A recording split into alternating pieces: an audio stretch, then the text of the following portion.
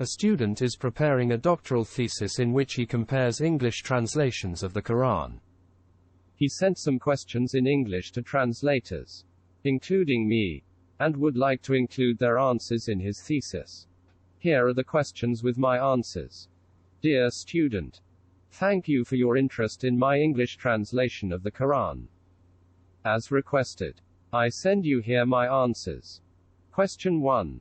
Do you think the translator's religion may have any effects on their translation? My answer. I suppose you mean the translation of the Quran into English.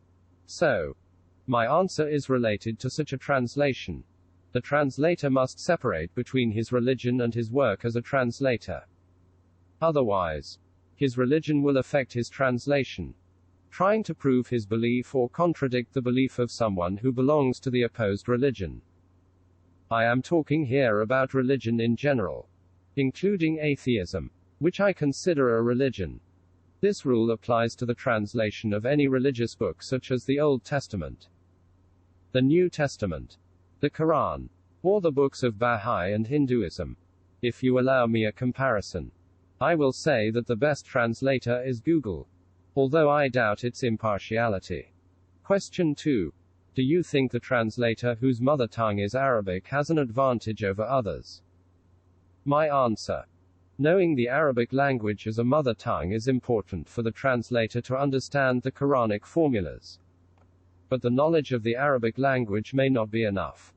The Quran contains many Syriac and Hebrew words and formulas. Of course.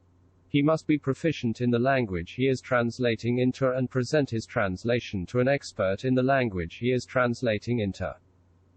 I submitted my translations of the Quran into French, Italian, and English to those who are familiar with these languages. Despite this, the translator must review the translation after it has been corrected to be sure that the corrector understood the meaning. Especially since the Quran is full of ambiguous words and phrases that the corrector may try to change. Furthermore, the corrector should be familiar with the Arabic language as well. There must be a constant dialogue between the translator and the corrector so that the latter does not betray the translator's idea. Whatever the language of the translator, the main problem that any translator encounters concerns the lack of a critical Arabic edition of the Quran. Therefore, I am currently preparing such an edition in Arabic. Without such an edition, the translator of the Quran into English is dealing with an ancient manuscript without modern punctuation marks, period, comma, question mark, parentheses for missing words, and other elements that the critical edition of ancient manuscripts must respect. You can download the temporary version from my website. Question 3. How about someone whose mother tongue is English? My answer. Whoever whose mother tongue is English, or any other language, must be proficient in Arabic and refer to exegeses which are mainly in Arabic to understand the formulas of the Quran. He must also be aware that the Quran includes Syriac and Hebrew expressions and formulas. Question 4. What about someone whose mother tongue is neither Arabic nor English? How likely is it that they will do a translation as good as or better than others? My answer. If the translator's language is neither Arabic nor English, he should be proficient in both languages. And so he is confronted with two problems at the same time. Question 5. Do you believe Quran translation should be done individually or as group work? My answer. I find it difficult to do a group translation. It will be time-consuming because the translators must agree on a unified translation. But I think that the translator should be familiar with the translations that preceded him. In case of ambiguity, he should not limit himself to his translation, but he should add in the footnotes others' translations. The translator must also have access to specialists in the Syriac and Hebrew languages. Question 6. As for group translation, which one do you think may result in a better translation? If it is done by translators of the same gender or if it is a co-gendered work? My answer.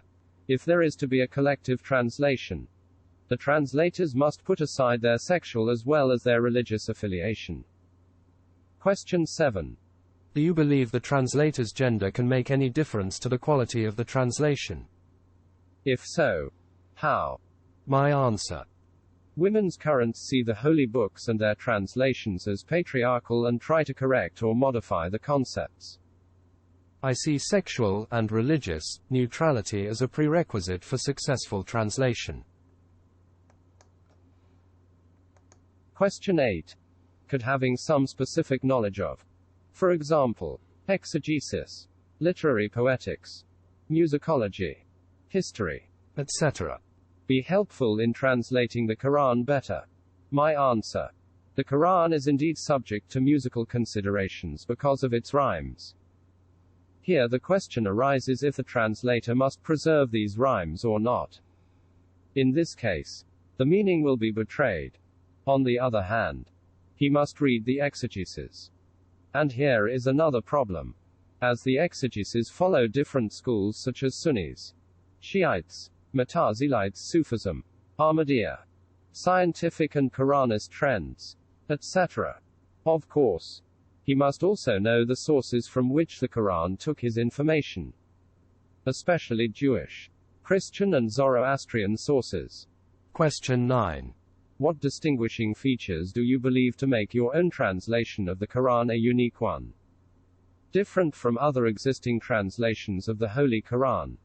My answer. My French, English, and Italian translations follow the chronological order according to the Azhar.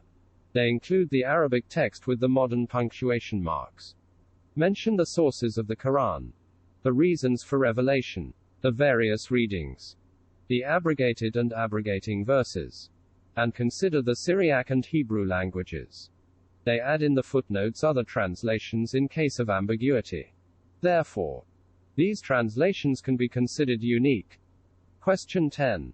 Dear Dr. Aldeeb, as for your biography, you are a Christian, a native speaker of Arabic, and born in Palestine. Do you confirm these? Please. My answer. Yes. I am a native speaker of Arabic, born in Palestine and living in Switzerland. The country in which I live gives me more freedom than in many Islamic countries. And sir, I do not feel obligated to censor myself. Yes. I am a Christian, but non-dogmatic. I do not pay any attention to dogmas, and what I care about are moral teachings. I taught the foundation of Islam, USSUL al-Sharia, and have about 70 books in various languages. I worked as responsible for Arab and Islamic law at the Swiss Institute of Comparative Law for 29 years. As a retired person, not depending on any financial, political, religious, or institutional pressure, I feel completely free in what I am writing, contrary to Western and non-Western academic institutions. Therefore, Harvard or Oxford universities, funded by petrodollars and guided by political correctness, are unable to prepare a critical edition of the Quran as mine. Question 11. Finally, according to Wikipedia, you hold the theory that the Quran was written by a rabbi. Do you confirm this? My answer. I do not believe in revelation. Or to say it in other words, I define revelation not as the words of God to humans, but the words of humans about God. Every book is a human book, written by humans. And this applies to the Old Testament, the New Testament, the Quran, and 1001 Nights. The author of the Quran took his information from previous civilizations, especially Judaism, Christianity, and Zoroastrianism. He took circa 80% of the Quran from Judaism. This makes me say that a Jewish rabbi who is familiar with Judaism wrote the Quran. It may not be a single rabbi, but a committee of people belonging to Judaism and Christianity. I see that the Quran is an incomplete text, a draft whose author did not revise it. Perhaps because he died before he finished writing it. Just like a doctoral student who dies before putting the last touches on his thesis.